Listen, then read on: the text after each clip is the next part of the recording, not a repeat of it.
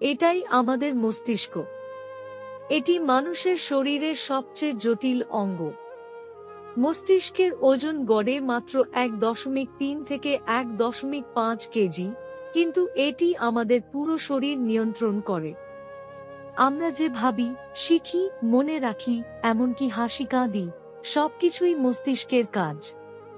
মস্তিষ্কে প্রায় 86 billion neuron রয়েছে, যা বিদ্যুতের মতো সংকেত পাঠিয়ে আমাদের চিন্তা ও কাজকে চালিত করে। মস্তিষ্ককে রক্ষা করার জন্য মাথার খুলির ভেতরে এটি সংরক্ষিত থাকে। তাই মস্তিষ্ককে সবসময় সক্রিয় ও সুস্থ রাখার জন্য সঠিক খাবার, নিয়মিত ঘুম, ব্যায়াম এবং ইতিবাচক চিন্তা খুব জরুরি। মস্তিষ্ক সুস্থ থাকুক, জীবন হোক সুন্দর।